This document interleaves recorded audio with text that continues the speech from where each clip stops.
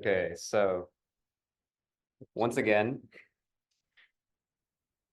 this lecture is sponsored by Moby. Gotta pay the bills. Moby builds technologies that expands the human ability to navigate the world. Moby's core ability is to model decision making through a planning platform to solve complex problems for the individual and at scale that the human brain can't solve alone. Moby's AI planning platform integrates robust data sets capable of fleet efficiency optimization, business process automation, as well as guiding travelers to the tastiest meals and off the beaten path experiences worldwide. Moby's ability to solve tough problems at scale is being used by the world's largest brands. Founded in the research labs of MIT in 2012, Moby works, builds, and learns together at their headquarters in Somerville, Massachusetts. Moby's proud to be backed by an astounding group of investors, Firefly Venture Partners, RPM Ventures, and Enterprise Holdings, who share their commitment to building transformative travel technologies. All right, so thank you very much, Moby, for sponsoring WebLab. All right. So we're going to talk more about React. Again, we mentioned that there's going to be a lot of content on React because we're going to be using it quite a bit. So we're going to be talking about the React lifecycle and hooks. So let's just review one more time the idea of a component tree. So let's ask the question, when should we break down a component into smaller parts? So there's three main motivations that I want to discuss. So the first is if your component code is getting too long or hard to read. Sometimes if you're writing a component, you might notice that it's starting to get really long. Your JavaScript file will become really large. It can be even thousands of lines. And so at this point, you might want to consider actually splitting it up into multiple components. So a precedent for this might be, for example, if you're building a house. So instead of making the whole house plan in one single document, you might want to have specific plans for different parts of the house. In React, this might be in Catbook, for example, where we created the navbar component in app.js, even though it's not really something that we need to reuse, it just makes things a little simpler and cleaner. The second motivation is if the component contains parts or sections that are usually reusable and that each have their own functionality. So this you should be pretty familiar with. This would be, for example, a comment component that we can basically this template that we can reuse over and over again using props. And a precedent for this, that in a real world precedent, might be something like a shopping mall where every store in the shopping mall has its own set of staff, merchandise. It has very similar things across, all of the stores. So it makes sense to kind of encapsulate that concept into its own part. And lastly, the third motivation is if the component is handling way too many responsibilities, we want to make sure that the logic within our website is pretty easy to understand. So a precedent for this might be an organizational leadership. We don't really want one person having to do every single thing within the organization. We kind of want to split this up into several different people. In React, this might be, let's say, that we have some sort of form component and we have a form submit button. And when the user clicks submit, there might be a lot of things that need to happen in the background. It might need to collect all of the data that the user has currently submitted into the form. It'll have to upload all that data to whatever server we're using, do any sort of extra processing. So it might make sense to actually just create that and it's that submit button into its own component. So those are those three reasons. And one thing to note is that there's no real single way to structure your React application's components. But I will also say that there are smarter ways of creating the component hierarchy, and the better you design this, the more time you take to design this out well, it'll make your life a whole lot easier when you're actually implementing your website. So you can think of yourself as kind of an architect where you're just making the choices that you feel best will work best for your application. Any questions so far? Okay. So let's go back into a little bit of practice with state and props. We'll do a little more of a deep dive into that. So first, let's talk a little more on state. So for review, we have the difference between state and props. So state is maintained by the component. It's defined in, whereas props are passed from parent to the child component. Again, state is mutable, props are immutable. State can be updated by human inputs or computer inputs, whereas props are only updated when the parent component passes in new props or changed props. And lastly, state gives us control over what's displayed in the application, whereas props, they do extra things like allowing us to create reusable components, rendering skeletons with any custom content that we might want to add. Okay, so and again, you've hopefully by now are very familiar with this, but the use state hook here, we have to remember to import that as you did in the workshop, and we have 3 different components of the use state syntax. So again, we have the actual state value. So this is the variable that's used throughout the React component. There's the set value. So there's the setter function that's provided, and this is the function for changing the state value. And then of course there's the initial value, which could be any JavaScript object. Yeah. So here are some more examples of use state. You'll notice that in these first 2, we have state being an array. So we initialize the state to be an empty array. And we, of course, have the setters that we can use. This last one, we can treat it as kind of a toggle. So we initialize it false, and then we can say exists. We can say set exists and change that from false to true. And so let's take a look in depth on how to modify state. So you might have been asking during the workshop or during the first intro, why can't we actually just reassign the value? So for example, up here, we might want to say, oh, why can't I just say value equals 42?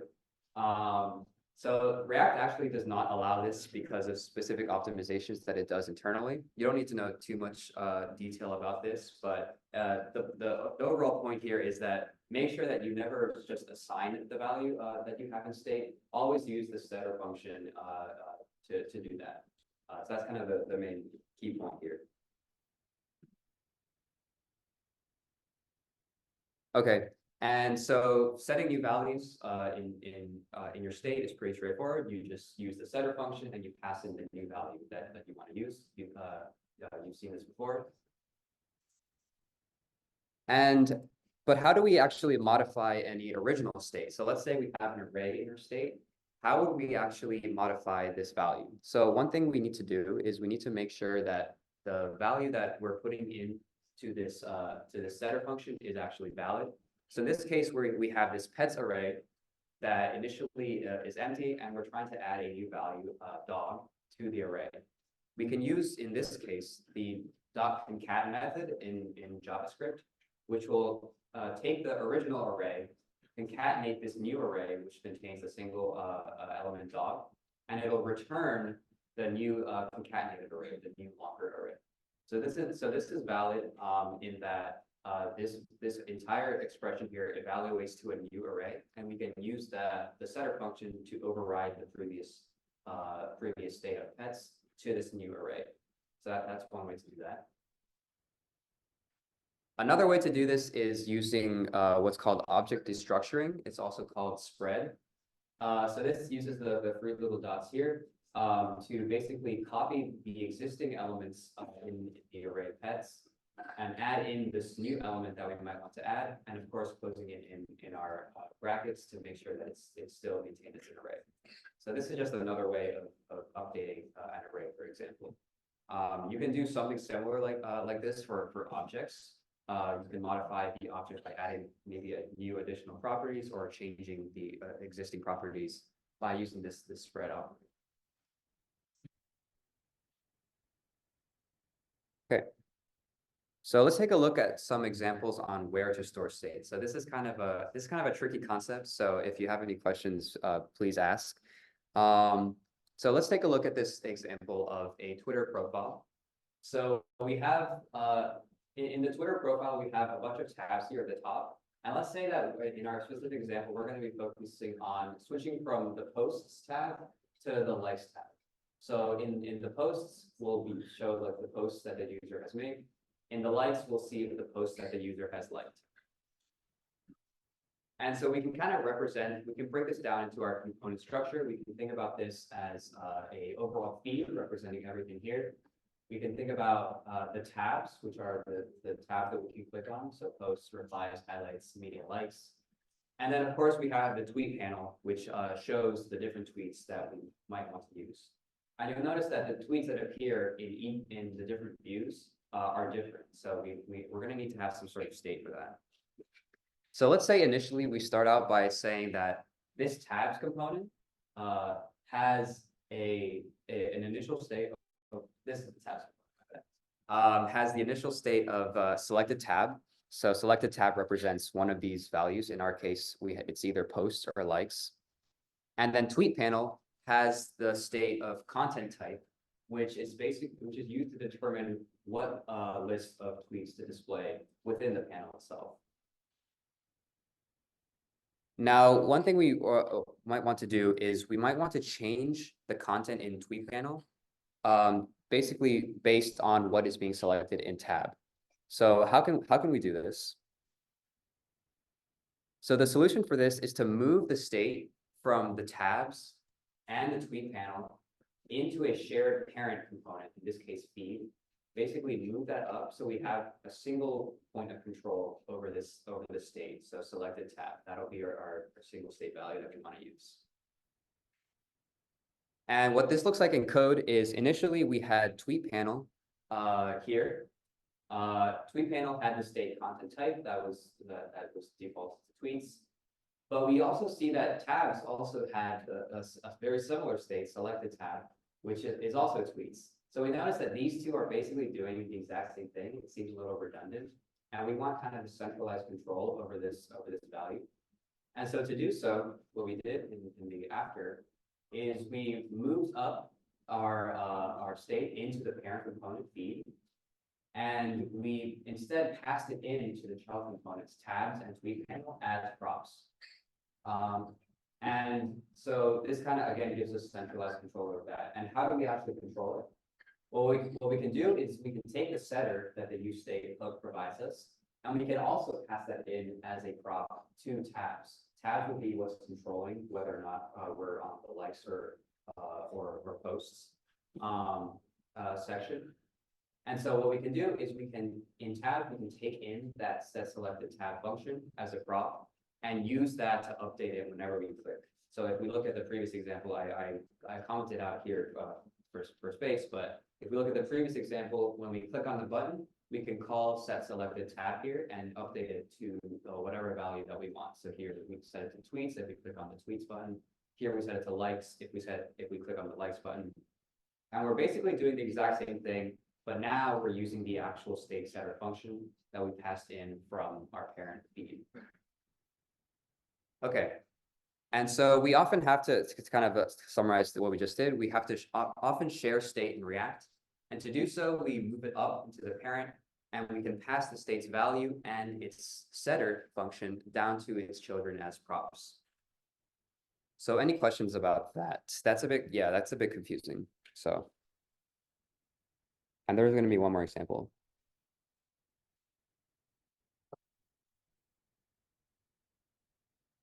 Okay.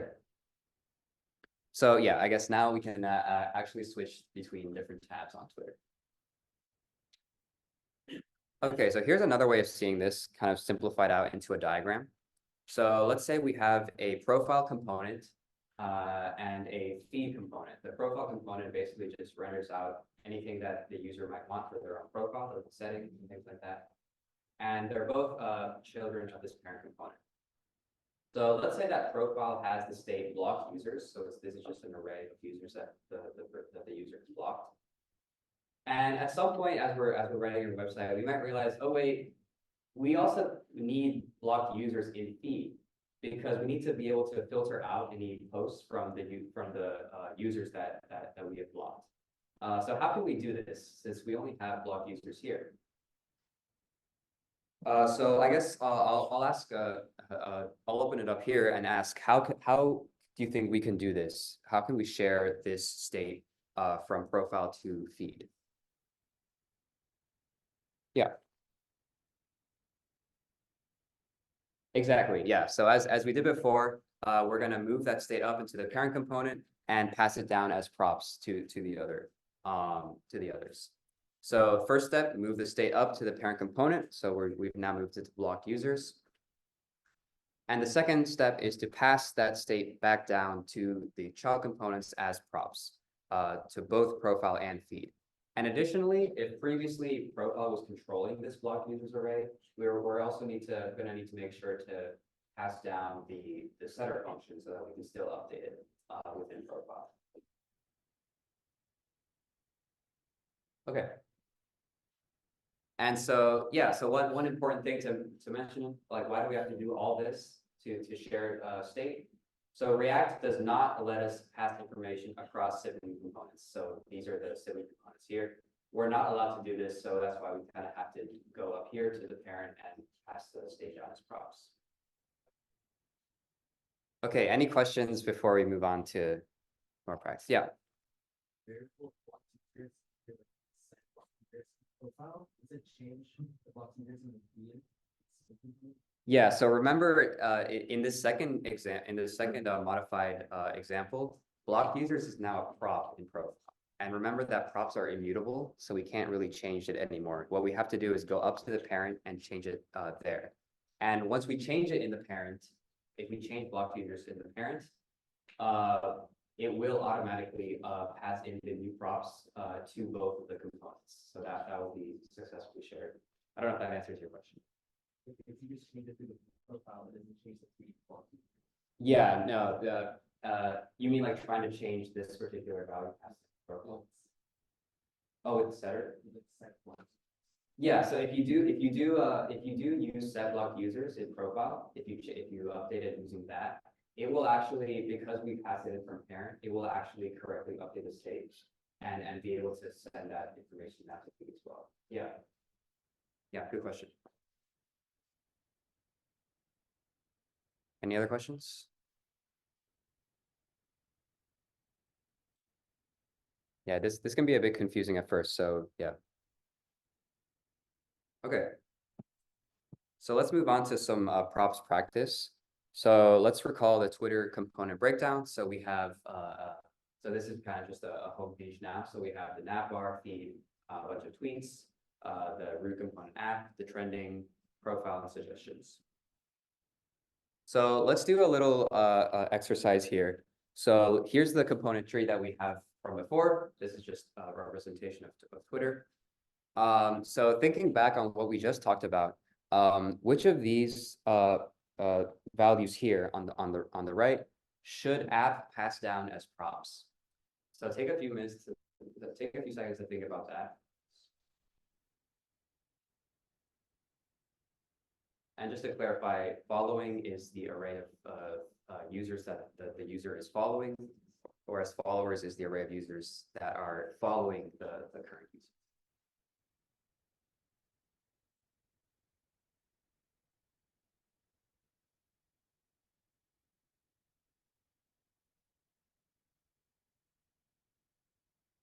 Okay, so raise your hand if you think blocked users should be passed down.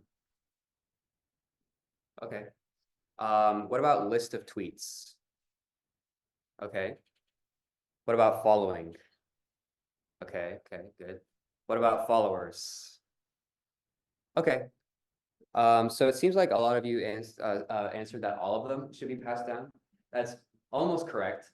So so here we have blocked users, following, and followers needing to be passed down. And why is that? So multiple child components of app use the exact same variables. So blocked users is used both in feed to filter out the users, and in suggestions to filter out any profiles that we don't really want to see suggested to the users. Similarly, for following and followers, following is used in feed to determine what tweets to show up should show up. And also in suggestions, if we're already following a user, we probably don't want to show it again in suggestions, so we can filter that out. And similarly in trending, we might want to bias our trending algorithm towards things that we are following, towards maybe in particular hashtags that we're following, and similarly followers as well. Now, the reason we didn't pass in list of tweets is because only one component, one child component of app really needs to use it. And that's the feed component. It doesn't make as much sense to have it up in app when we can basically just control it within feed. You could, it is completely up to you though.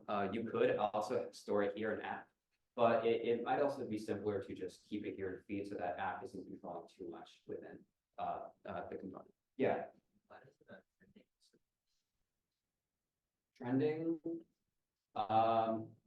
I guess trending, if we look back at the about this, I think trending, I was thinking more of this is kind of just representing the global trending things that Twitter is using, is showing to you. So it's not actually showing any tweets specifically. When you click on this, it'll actually just go to a new tab and show you, and then it will show you tweets. But in this view itself, it's not showing any tweets particularly. Yeah, sorry if that was a bit confusing.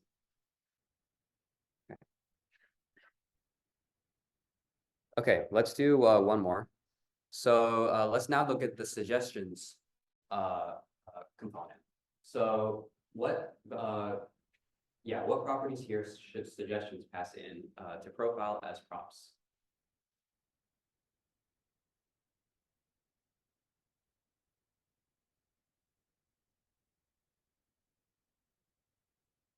Okay, raise your hand if you think blocked users. Okay, raise your hand if you think list of tweets. Okay, good. Yeah, we're not going to need list of tweets here. Raise your hand if you think followers. Okay, and raise your hand if you think following. Okay. So the correct answer is actually only following. And why is that? So following is used to determine whether or not the follow button is active for each profile. So for example, here we have the suggestions. And if we're following one of these accounts already and it shows up here, we can kind of change this button here to say, oh, we're already following. Note that no children of any of suggestions need the other variables. Because what we're doing is suggestions already has, I know some of you raised your hands on block users. Suggestions already has that list as props. So it can use that to already filter out any profiles that we don't want anymore. So the only real thing that that profile might need is whether or not it's following that value. Whether or not it's following that user. Yeah, any questions about that?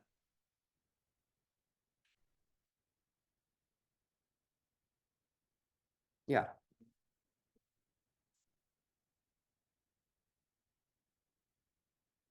On what they need, or okay, yeah. So suggestions, if you remember from the previous example, suggestions was passed down a bunch of things from app, such as blocked users and as well as following. And this was used to determine essentially which profiles to show underneath suggestions. So suggestions will have a bunch of these profile components being showed underneath it. And the reason that we pass in following for profile is that for each profile, we want to check whether or not we're already following that profile. So again, if you remember these buttons here that say follow, if we see in this following array, if it's already being followed, then we can kind of show a different button here to say maybe unfollow or something like that. Another way you could do it, this might be simpler as well, is you can just calculate in suggestions whether or not for each profile we are already following them or not. So you wouldn't have to pass in the entire array. But that's going to just another bit of doing that. Again, this is very high level. This is kind of design choices that you'll need to make when you're creating your website. So it's a little more open-ended. You don't have to do things exactly like this. But this is kind of just giving you an example of one way that you could approach implementing things like this. And of course, if you have questions, please add them to the questions doc or put yourself on the queue. Because yeah, this can be a little confusing. Okay. So yeah, so now I'll pass it on to Kenneth to talk about the React component lifecycle, basically looking at how state is managed.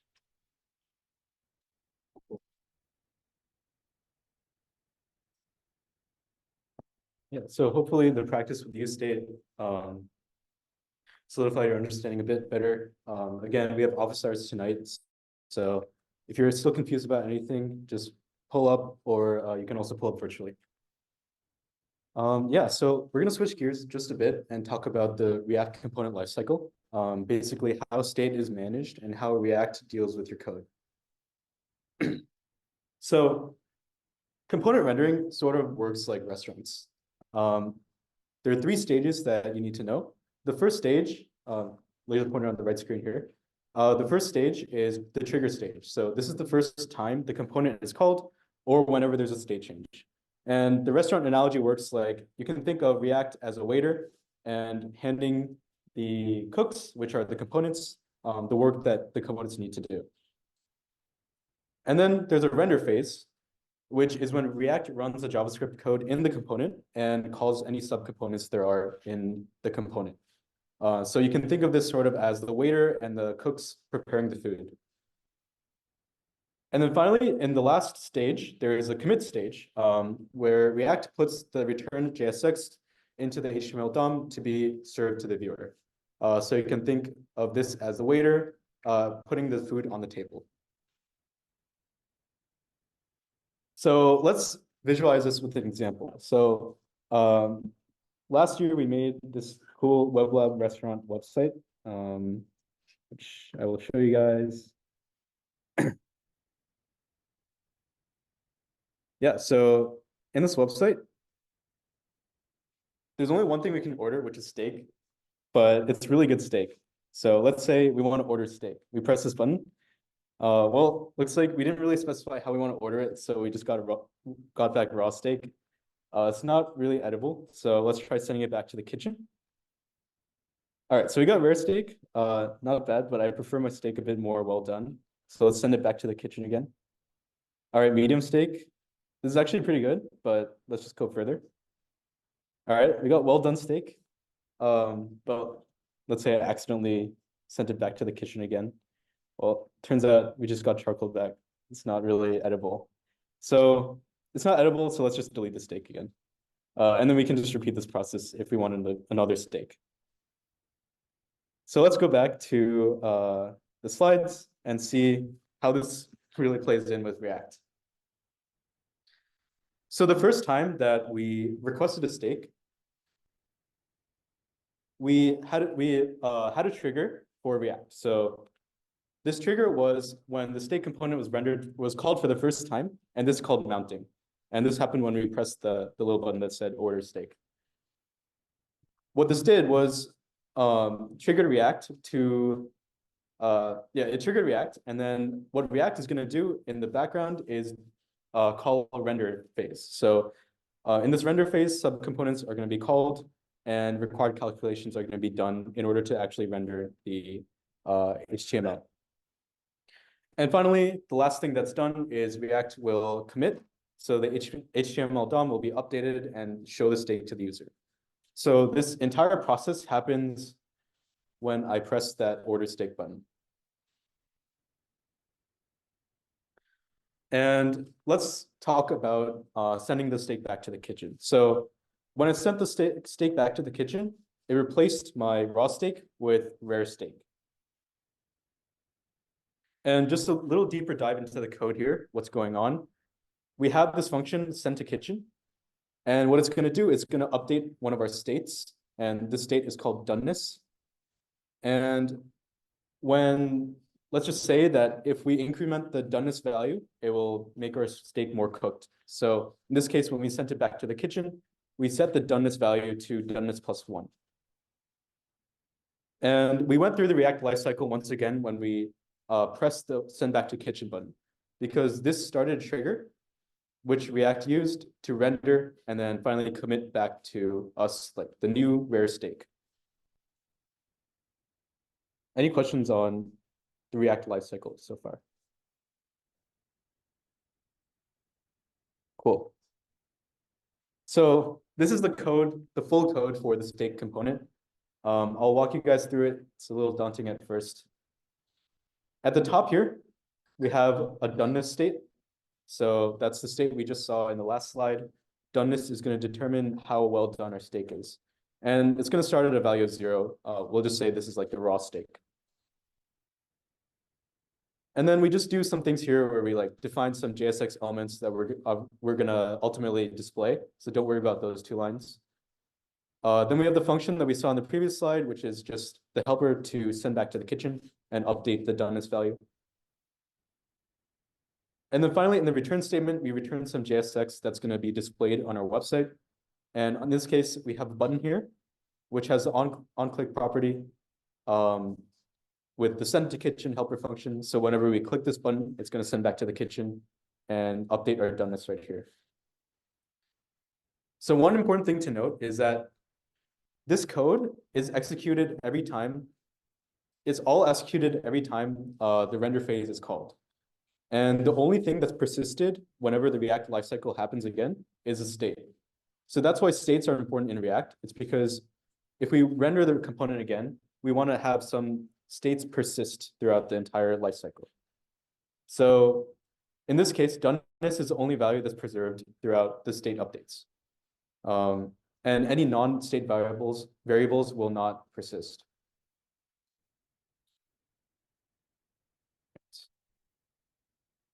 So in this case, let's finish up the React lifecycle by talking about what happens when we delete the stake. So when we delete the stake, we do something called component dismount. So recall how when we first ordered the stake, we had something called component mounting, where we mounted the stake component for the first time. And finally, when we delete the stake, we're going to delete the component from our HTML DOM, and this is called component dismount. So let's go over the component lifecycle once again. We have the mounting stage, which is going to be started out by a trigger. React is going to render the components, and then finally commit back to the HTML DOM. And then in between, we can have some state changes. And every time a state changes, there's going to be another trigger. And React is going to render again and commit. And then finally, we can dismount the component, which is just deleting the component from the HTML DOM. All right, any questions about the component lifecycle? Cool. So we can do a little bit more with the component lifecycle than just changing state. There's actually something called the useEffect hook. But first, like you guys might be wondering, I just threw out that term, like what exactly is a hook? So React hooks, you've actually been dealing with them already. Hooks are special functions provided by React to access parts of the component lifecycle. So useState is actually a React hook, and it allows us to control the lifecycle of the component. So remember this diagram, we had a bunch of state changes in the middle. And what this did is every time we changed the state, we were able to render the component again. So useState is powerful, but it just isn't really enough to make our websites fully dynamic and functional. So let's go through an example to motivate the useEffect hook. Can anyone tell me what this function is going to print? Actually, let's say everyone who thinks A, raise your hand. All right, everyone who thinks B, raise your hand. All right, so a lot of you said B. If we had fully synchronous code, the correct answer would be B. But unfortunately, there's no guarantee about what this will print. We could get back an empty array, or we could get back an array with me in it. And this is because setting state is async. So I think you guys just learned about the APIs and promises, briefly touched upon async there, but there's no guarantee that these lines will be executed in the same order. So in fact, React actually does this thing where it groups some set states together to optimize some rendering to boost performance. So in fact, like there's really there's no guarantee that this set persons will happen before the console log. So you might ask from that example, like, what if we actually want to do something immediately after a state is changed? That's basically the motivating example for using the useEffect hook. So what is the useEffect hook? The useEffect hook runs a function after specific variables change, and you can think of it as an immediate response to a state change. And useEffect is typically used to synchronize with something external to React. And this might be like loading external data into a state, or calling an API, or performing some computation at a specific time. And the syntax to use useEffect is as follows. You have the useEffect function, and then parentheses, a callback function, and then an optional dependency array. And basically what this useEffect will do is it'll run the function every time a variable in the dependency array changes. All right, this is really confusing at first, but we're going to go through some examples. So anyone have any questions about what useEffect is in general?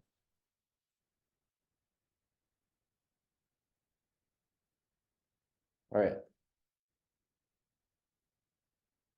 So based on the definition of useEffect, let's try to go through these examples together. So take a look at this code, and there are 3 calls to useEffect. And can anyone tell me when my function is going to be called in this first example?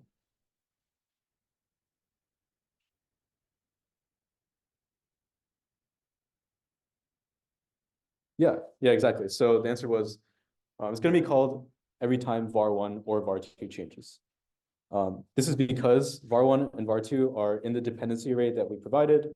So we're basically telling React to run this function every time one of these states changes. All right, can anyone tell me what's going to be when my function will be called in the second example?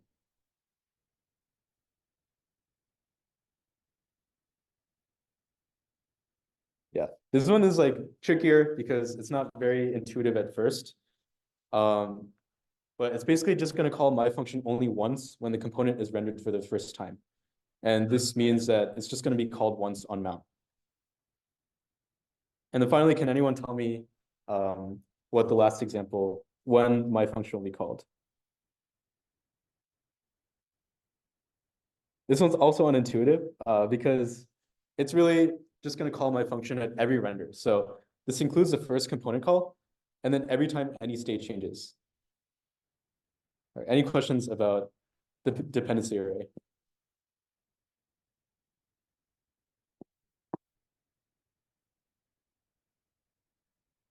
All right, so in our previous question, we had like the set persons and then a console log right after that.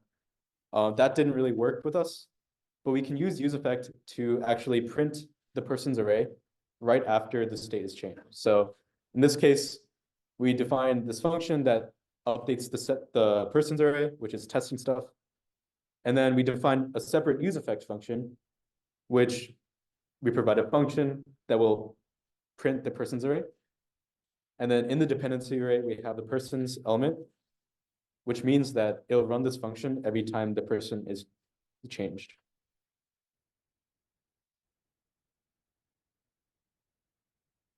Okay, any questions about this example?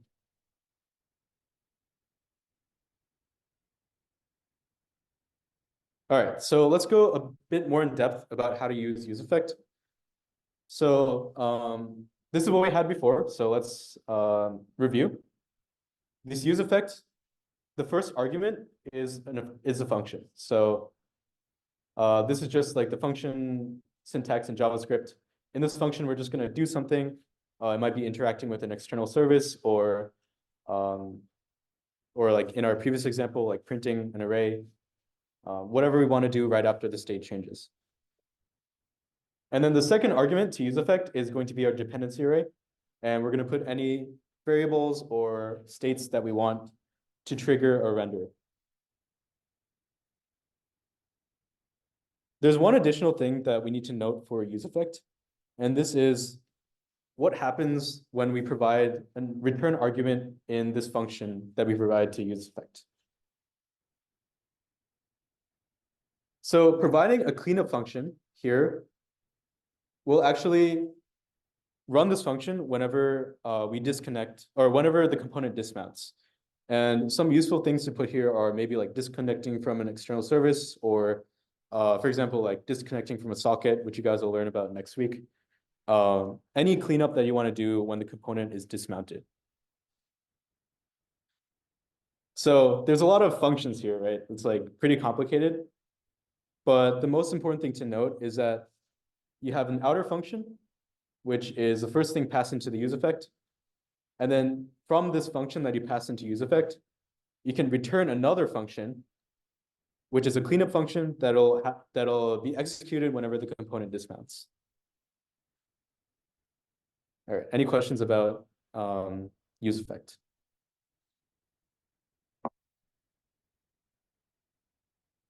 All right. Yeah, so this will be executed whenever we call that dismount stage in the component lifecycle. All right, so we're gonna switch gears a bit, and since we learned useEffect and learned useState, we're gonna talk about some common patterns in React that you guys will see when you're coding your websites.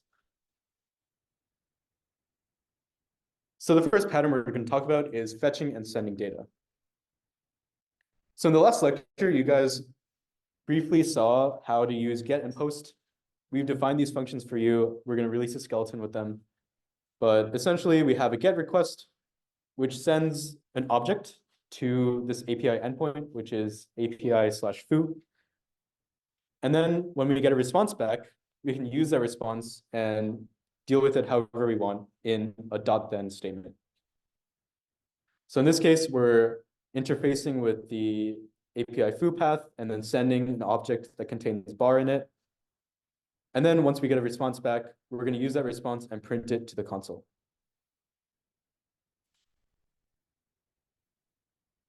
So let's use useEffect and see like what we can do with it. Take a look at this code. I'll give you like 30 seconds to look at it, and then we'll try to answer these questions.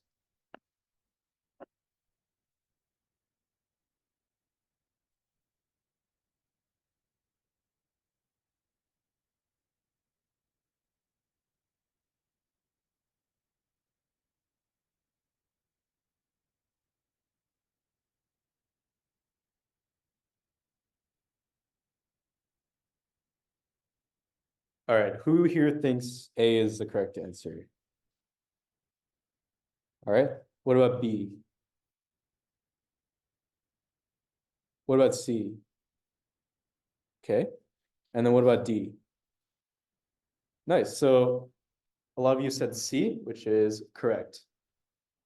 So recall from the promises lecture that we first send, or we first get data from the API endpoint, and then we're only gonna do stuff after that, after we get a response back. So this then statement, we're gonna take whatever you got back and then set the state packages.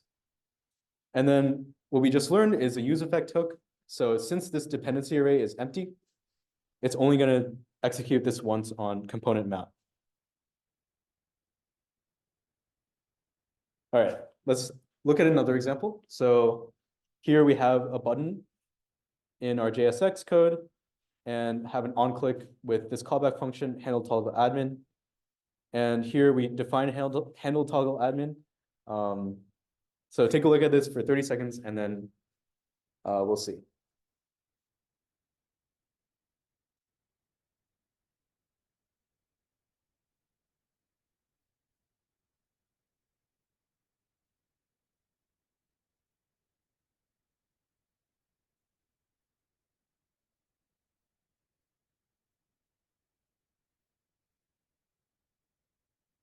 All right, who here thinks A is the correct answer?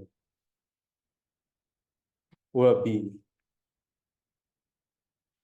What about C? What about D? Nice. Okay, so most of you said D, which is correct.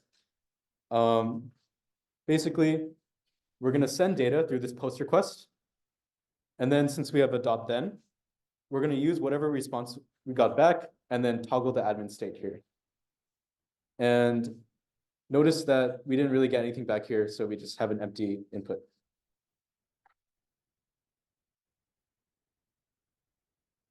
All right. Let's go on to the second pattern we might see, which is conditional rendering. Let's just review JSX real quick again. Basically, a JSX is just a way to write HTML-like code onto the page, but from JavaScript. So we can define just like a JSX element in JavaScript code like this. We can also use JSX for multiple pieces of content. So more commonly, you'll see JSX inside this return statement, where we just use the curly braces to go into JavaScript and use any elements that we defined in our function to be rendered in our component. So let's look more deeply into conditional rendering. So take a look at this code, and I'll give you like 10 seconds and then move on.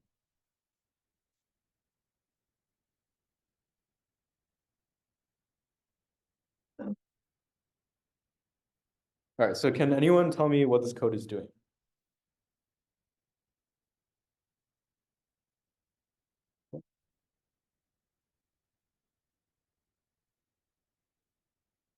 Yeah, exactly. So it was said that if the page is loading, if the loading variable is true, then we're going to display this loading message. And then if it's, if the page is not loading anymore, then we're going to display the actual page content.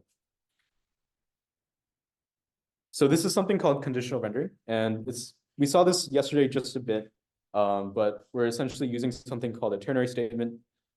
In a ternary statement, we have a condition as a first thing, and then we have a question mark, and right after this question mark, we have a result, and we'll display this result if the condition is true, and we have a colon, and then another value after the colon, and then we'll display this result if the condition is false. So just a one-liner for an if-else statement, basically.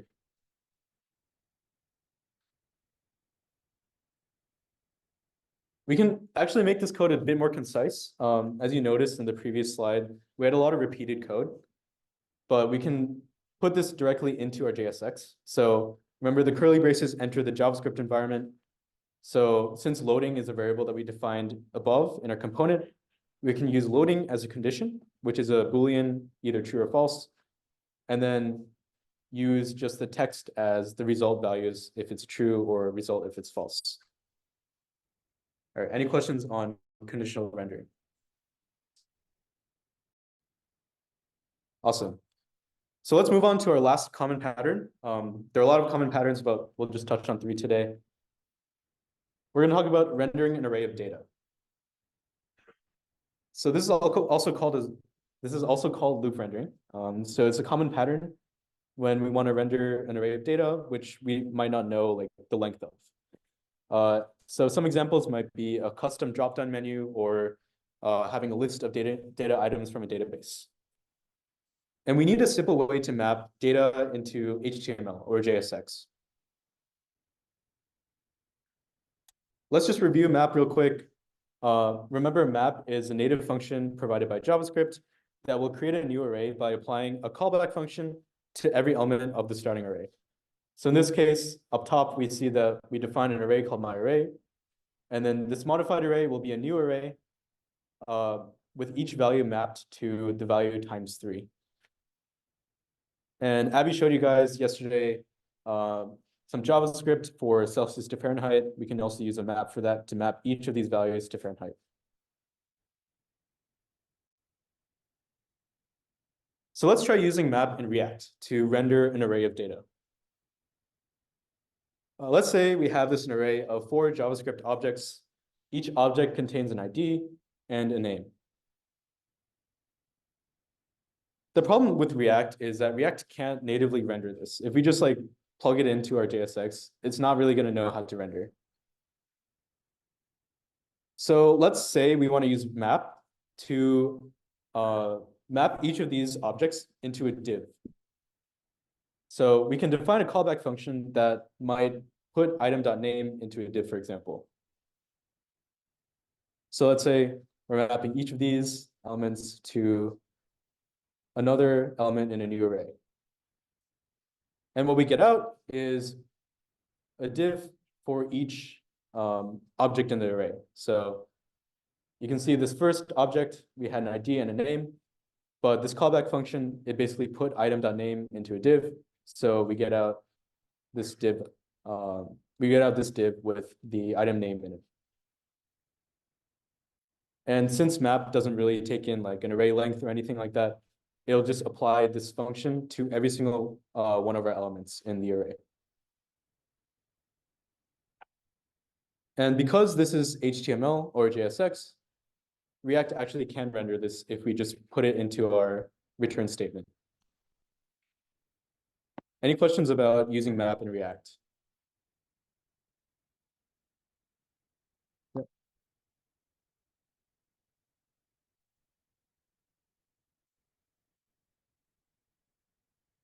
Yeah, that's a good point. So actually, I think it might be helpful to go to the next example. So actually React can render like an array as long as like the elements are like JSX. So in this example, you can see like we have like a data array here of JavaScript objects, which is not renderable. But then when we map each of these items to a div, we can actually render that if we just return it. So it'll just render like the HTML object in order. Does that make a bit more sense? All right, so I just explained what this does, but basically we are going to map each of these data items into a div. All right. Yeah, so this is the rendered HTML code. Basically, we have the divs in order. Yeah. So one thing to note here is that like we have this weird key thing that we provide to the div, and we use the item ID from the JavaScript object in order to key our divs. So you might be wondering, like, why do we have to use key? Like, is this really necessary? Well, the answer is that React actually uses an optimization technique to identify like which items have changed, were added or removed from this array of divs.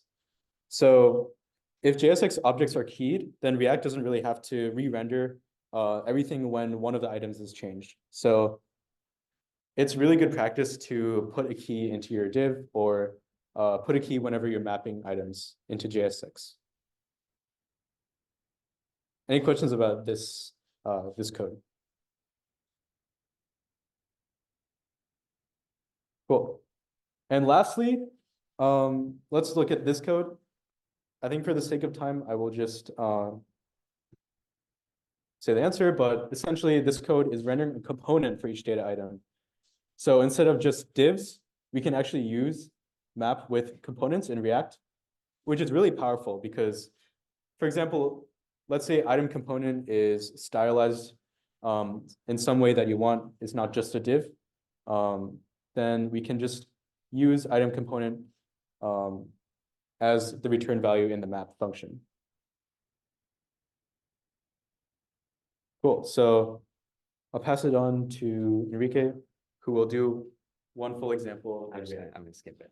Oh, okay. Because there's no time, yeah. All right, we'll just do a quick recap.